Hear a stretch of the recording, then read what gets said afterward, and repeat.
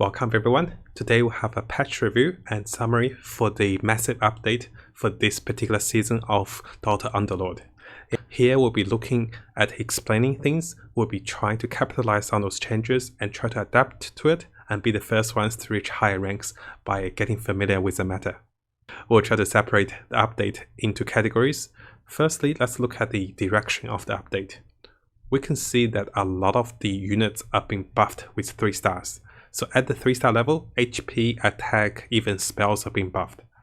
And because of that, we have a few Excel tables which you look at the units that are buffed at 3-star, units are buffed in general, and units are nerfed, or the change of units. Now, this is the first table. Units that had most improvement at 3-star. Keep in mind, those units mostly gain the buff or the improvement at 3-star. Those units do not gain improvement on 1-star or 2-star, so that's why on the side of the notes we have minimum change, because most units are hard to be found at 3-star, so it's rare that those takes effect. But once they do, they could be very relevant. Abaddon had all his buffs at 3-star, and this is a little minimum change knowing that Knights are slightly nerfed. Dark Warden had all of his stats buffed, increased at 3-star, and also the attack speed is also increased at each of the star level, I believe. So although I said minimum change, this is actually quite relevant, especially knowing how binomials are running everywhere in the games. Lina got a skill change. Lina had a skill buff at 3-star. Lycan have a very nice change to the pathing of the wolves. So it's a good change for his comeback potential, and also knowing the Venomancer, which is reduced in cost, can be found with the beast very early, and especially with the bleeding global item, those wild savage can be very strong. Morana, very good buff because the entirety of the skill cost and attack damage is increased at all star level. What that means is this is an overall buff for the unit, not just at 3 cost. This helps to compensate because Tidehunter is no longer a hunter. There's only 6 hunters, and with Medusa going up a hunter level to 5 cost hunters, this helps to compensate the weakness of hunters. I think slightly, but it does help. Morphling's very nice, overall attack speed buff and lower CD for each level, and the lower skill cost means Morphling is a super strong binomial assassin that works in the mages. So although I say it's a buff to assassins, it's more likely to be a buff to the binomials and mages massively as well. Nature's Prophet's casting animation is reduced from 2 seconds to 1 second, and buffs the druids early game. Oni Knight. This is only for 3-star Oni Knight, and it's a minimum buff to the knights. So HP, attack damage, and skill damage. A big winner here is Phantom Assassin. The overall damage and critical rate buff is throughout for all the levels, and this is a massive buff to the Phantom Assassin, which she was hitting at my units for over 1k damage at 2-star level with a Crystallis, and this is not only a buff to assassins, also to the evasives. Shadowfing, Slack, Sniper, Terrorblade are only buff to the 3-star units you can find, while Tusk is a buff of HP for the 1-star, 2-star and 3-star, but very minimum buff. Viper is only buffed at 3-star, I believe. And as we can see that on the side notes, those are minimum changes, so the buffed units at 3-star are more pushing towards the late game. It allows units that don't excel in the late game to have more relevance as long as you find them to 3-star. In the second Excel table, we'll look at the massive reworked units with the change of cost tier and base stats and the skills as well. So what that means is only units listed in the Excels are actually had the cost of tiers changed. Starting with Clockwork, from tier 1 to tier 3, so the tier and the cost are pretty much the same. A 1-tier unit will cost 1 gold, while a 3-tier unit will cost 3 gold. The changes are slightly increased base stats, while this can be viewed as a nerf to the Scrappy or the Inventors. We'll touch on the alliance of the Scrappy, which had the biggest change in the alliance. Medusa went from 4 cost to 5 cost. That means she is now a legendary unit. The increased damage of Split Shot, and the Split Shot will increase at each of the star level. It is a little nerf to the Hunter in the early but buffs the late game, because in the late game you can find your Medusa, but in the early games you tend to have a trouble finding Medusa as a legendary, knowing there is now 6 legendaries. So I feel that this is more to a nerf to the hunter instead of a buff, especially when the games are ending so much quicker. Razor is going from 3-star 3 cost to 1 cost. I'm sure most of us have seen the Razor with decreased stats and spell damage. Yes, Razor's spell damage did get decreased. We can say this is an indirect nerf to the mage's AoE damage in the mid to late game, but at the early stage of the game, especially with binomials, this is actually a massive buff to the binomials. Because you can have Razor and Morphling, you can have Razor and Tiny, and those units do quite a bit of AoE, especially Tiny and also Morphling. Sand King 3 cost to 4. The improvement for the passive, for the proc rate, damage, and AoE stun is massive. Sand King is a very solid unit now, and especially with the change of assassins, you can place him in the front and look out for him to be stunning people as good as the old Tide or even a little better. So buff to the assassins slightly. Tidehunter had suffered quite a bit here, from 5 cost to 4 cost. AoE radius is massively reduced. It used to be 2, 3, 4, now it's 1, 2, 3. So what that means is the Tide had 1 less circle of cells for it will stun the enemy. Also the damage is reduced massively. So Tidehunter is now no longer a hunter, he's a warrior now. So it's a nerf to the hunter because it's 1 less hunter. Also it's a nerf to the late game stuns. Tinker went from 1 cost to 3 cost. Its base stats and skills are improved. Tinker at 3-star can be very strong, so the strength of Tinker is at 3-star, but the problem is, to find a 3-cost unit at 3-star, it can be difficult. It's as hard as finding a Terrorblade at 3-star. Now, Inventors are a great replacement of Warriors, yeah, I'll need to try Inventors for that, for sure. Trim Protector went from 2 cost to 3 cost. This mainly is aimed at the nerf, I believe. So the nerf to the skill's healing radius, and the skill will expire upon death of the enemy. What that means is he's got less healing potential. He's got a little stats gain for going from 2 to 3 cost, but this is shifting the focus of the druids with the Train Protector from the early game a little bit to the late game. To the mid game. Simply because the more stats he has, give him more power into the mid game, but what he loses out is the healing potential. Troll Warlord is now from 4 cost to a 5 cost. It is a massive buff to his base stats. He basically got double of his base stats, and this might be seen as an indirect nerf to the trolls, but this might be a buff to the trolls as well. It's hard to say, depends how often we can find the Troll Warlord at level 8 and level 9. If we can't find the Troll Warlord, that means it's not possible to find the 4 trolls. That's why it's a nerf. But if you find the Troll Warlord, he is so much stronger. Especially having the 2 trolls that gives 10% attack speed at 2 trolls. So you can use the 2 trolls while you're looking for the Troll Warlord. And just with the Troll Warlord with another troll can be very scary. Especially a 2-star Troll Warlord. Venomancer, 3 cost to 1 cost.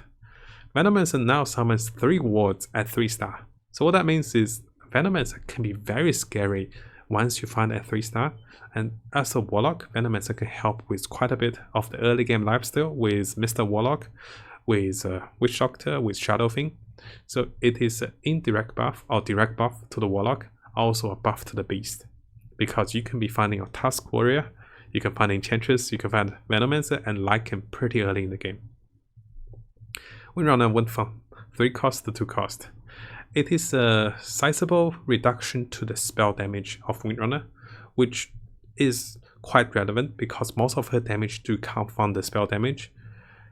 But having a Windrunner to 2 cost helps the counter curve, because this way you have a Jaw Ranger at 1 cost, Beastmaster and Windrunner at 2 cost, and then followed by Sniper, followed by Morana, and followed by Medusa. So each of the cost level there's a hunter.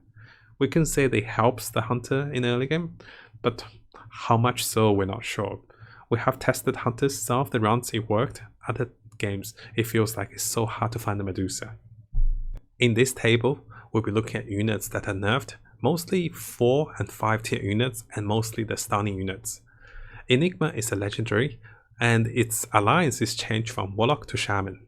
Its skill radius AoE is reduced by 1, so 1-star Enigma will only cover 9 cells, compared to before I believe it was 16 cells. it's a massive change, and it's a very small AoE at 1 star. So Enigma at 1 star is almost like entirely weaker unit compared to before. Previously, Enigma could have lifesteal with Warlock and with its massive pure damage.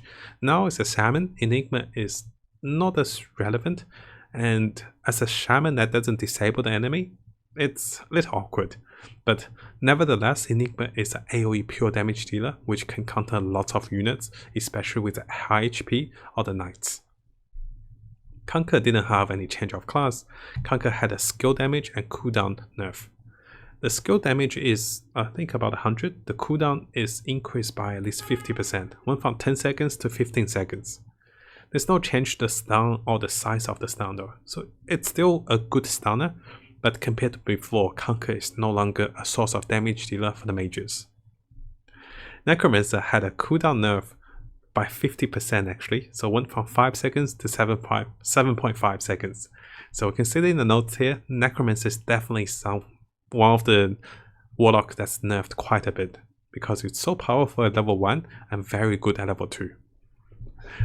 Tidehunter, as we know, received one of the biggest nerfs. No longer a hunter anymore, he's a warrior. And also the skill damage is reduced by 100. Radius is reduced by 1 for all levels. He is unplayable at 1 star for most of the times because it's such a small radius as a melee unit. He mostly stuns 1 to 2 units compared to before he used to stun almost the entire team. Techies had the AoE radius reduced by 1 as well. So what that directly translates into the damage reduction, because it's less likely to catch units that's in the backline, and if the enemy is not stacked in the middle, Techies actually falls off with its massive damage. But if you find a Blink Dagger Techies, you can still make it work. There are 3 other units which are also buffed. The Lone Druid can cast much faster. Having the mana cost from 100 to 60 means he's casting almost at half of the time as before, because he mostly take damage to start casting. So faster bear means, there's more fighting power, there's more units to be soaking the damage. So it's a pretty good buff to the beast and also to the druids.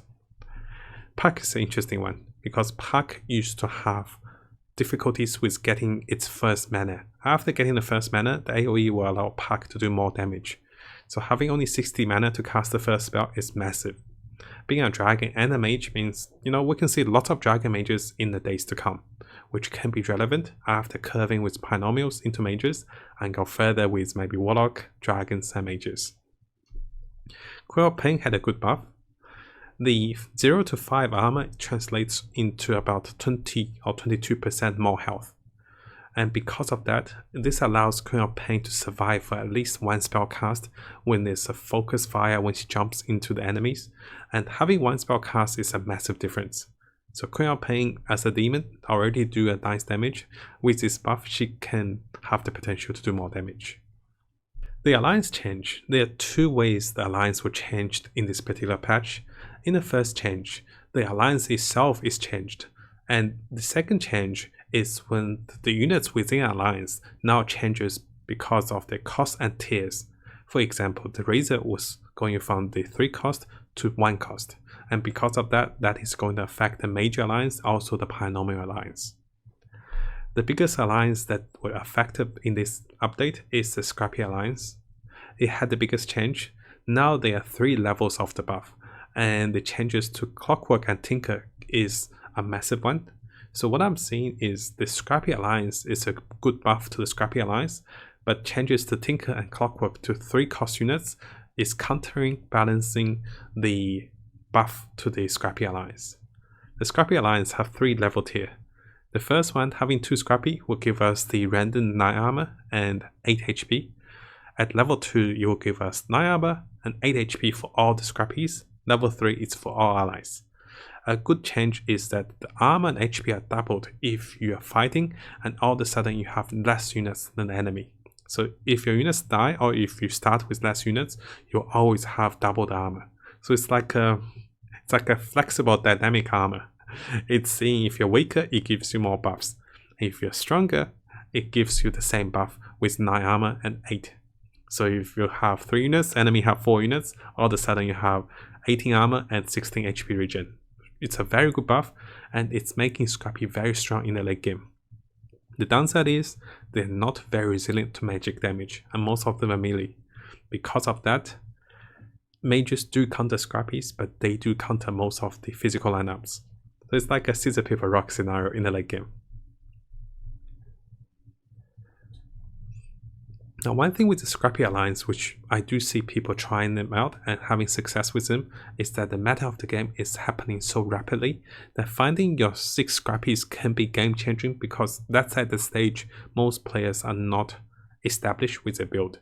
And if that's the case, you can be doing a lot of damage and ending the round faster. Scrappies have a terrible time after round 31, I feel, back then. But now with the fast-paced meta, the Scrappies can actually kill players before round 31 or definitely before round 35. The Trolls were changed. 2 Trolls with a combination now give us 10% attack speed with the whole team. But the 4 Trolls Alliance seems to be nerfed because the final Troll Warlord is now the 5-cost legendary. We can say it's nerfed, but if you find your Troll Warlord, especially at 2-star, this is a great buff to the Troll Warlord. So it really depends if we can find the 4 Trolls, or if we just settle down with the 2 Trolls. Binomial now disarms the range units at 10%, and this is a pretty relevant buff, because on top of the binomial change, the Razor now is available much earlier, and with the Tiny is becoming a much better frontline, because any range or melee unit hits the Tiny is likely to be disarmed. And by having 3 warriors with a Tiny, he can be almost unkillable before round 10. Or at least, taking down multiple units with him with his stuns and disarms.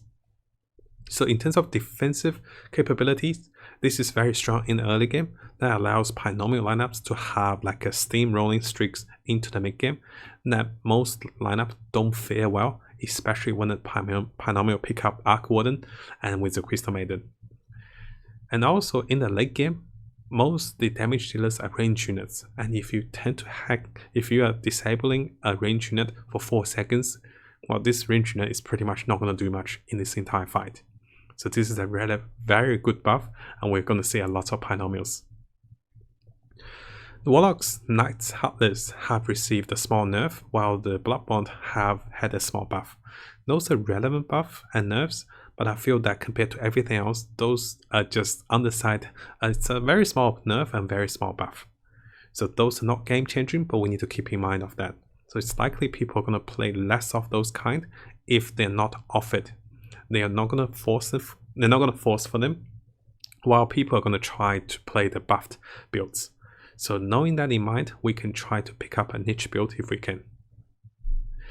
That is the example of Knights. We can try to pick up Knights with Dragons, Knights with Mages, Knights with Trolls, or even Knights with the Heartless, while we turn the human Knights into the Heartless and have 4 or 6 Heartless. Even though Heartless is nerfed, but it's nerfed at 6 Heartless, so we can stop at 4 Heartless. Assassins are buffed in several ways. One of the things I want to mention with everyone is that the way it targets the enemy. Assassins used to jump to the backline regardless if anyone's in the front, but now with the change of targeting, they will hit enemy if there's one directly in front of them. That means we can place the Sand King in the front and the Queen of Pain behind him to allow those to stay at the center of the round. Sand King can AoE stun, while the Queen of Pain can AoE scream at the enemy. This will do a lot of damage. I will touch this on details with the Assassin guide that is coming. There are quite a bit of the item change regards to the class and race alliance items, simply because they now go from tier 1 to tier 3. So the previous tier 1 items can be upgraded to tier 2, tier 3 once you pick them up at different tier level, while the previous higher tier items will offer a different version of itself with lower rates or lower stats at tier 1 and tier 2.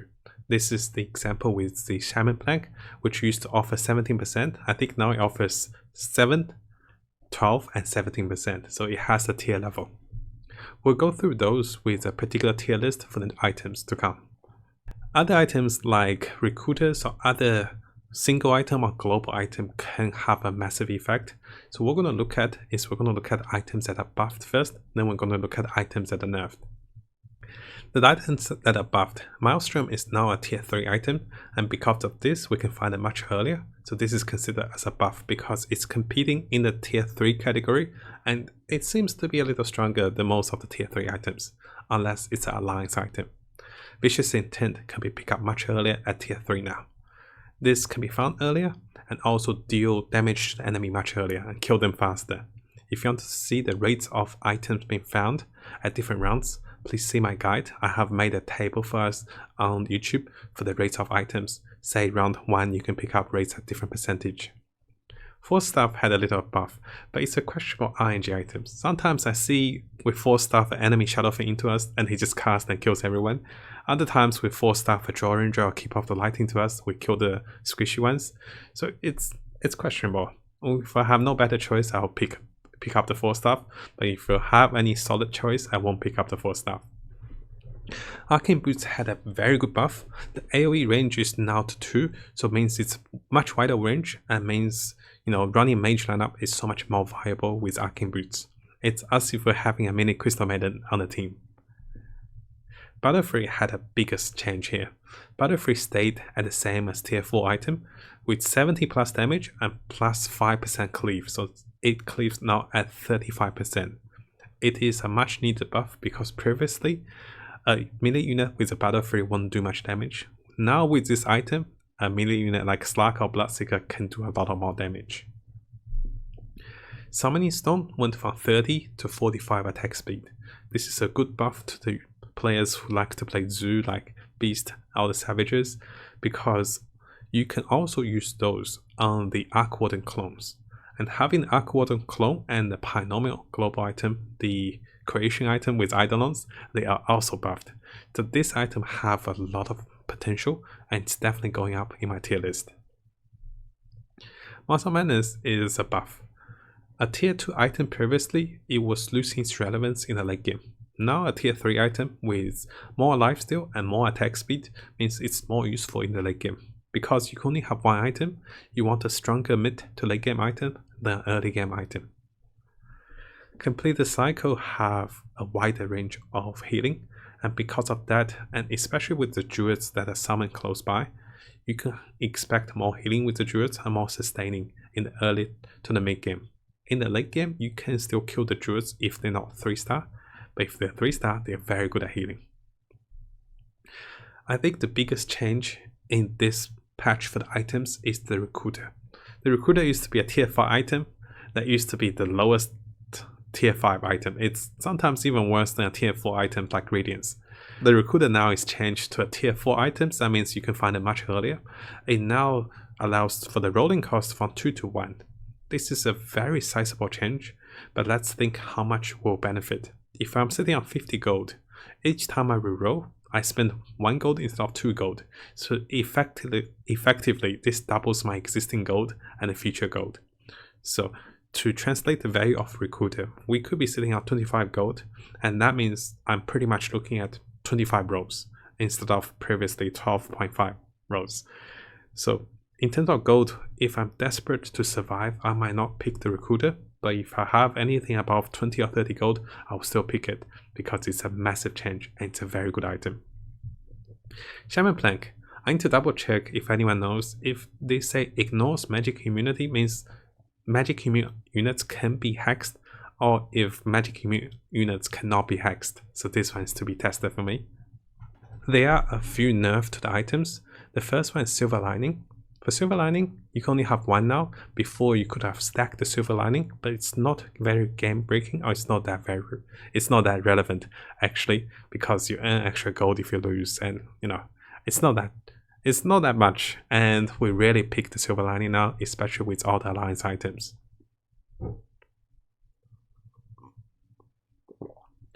The bonus damage to data list and the critical chance is actually reduced. A very small nerf, but it's relevant. I think data list is acceptable.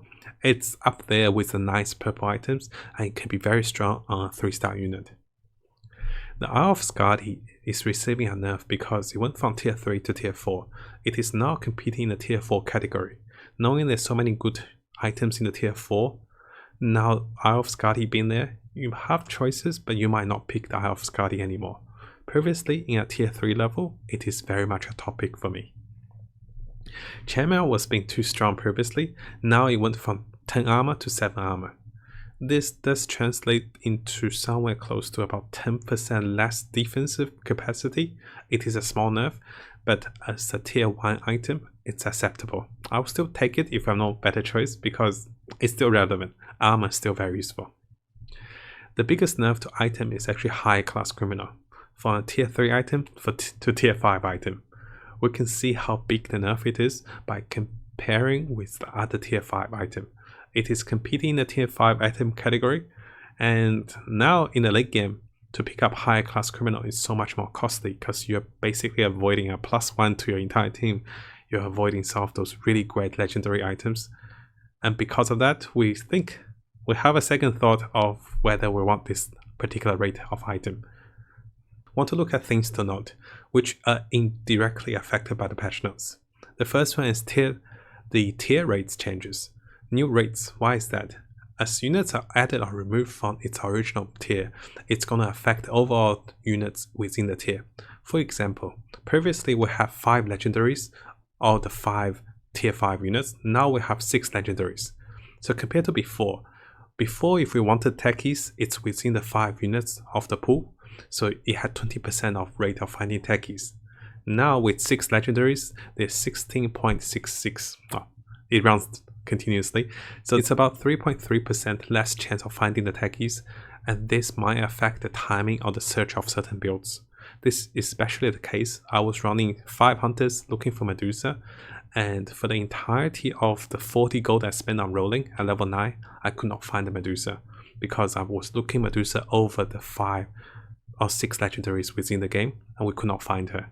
So let's keep that in mind. This will delay timing builds like the units that need the legendary, like the trolls, the scrappies, and the hunters. There are a few units that remain unchanged, and this is very much super strong at the moment, simply because in comparison to the changes and nerfs to the tier 5 or the legendary units, the few that remain can be very strong, because those are getting lower in terms of power level, and those that remained are still very powerful. This includes the Lich, the Gyrocopter, and Disruptor. So those few are my top picks when I'm searching for units. If I can build the mages, if I can build again the mages with Gyro, or even the Warlock with Disruptor, I will pick up those units. I'll make those units work for us. We'll be looking at new items, alliance, and units tier list this week as well. Once we get more practice and more experiments with builds and everything, I'll let you guys know how we run those games, and after that we'll go with a tier list for all 3 of them. Let me know if you guys have found a special build or test the build in the Reddit comments or in the YouTube comments, so this way we can adjust them for the new tier list to come. Overall, this was a massive update. I just had time to look into it and to test a few builds. So what we're expecting for this week will be streaming and testing a lot of builds, and once those are settled, I'll be posting those builds for us on Reddit and on YouTube as well. So let me know your thoughts, guys, and thank you so much for watching today's guide. Please subscribe for more guides to come on my YouTube channel. Please also follow and subscribe to support me on Twitch. Thank you everyone for your support so far.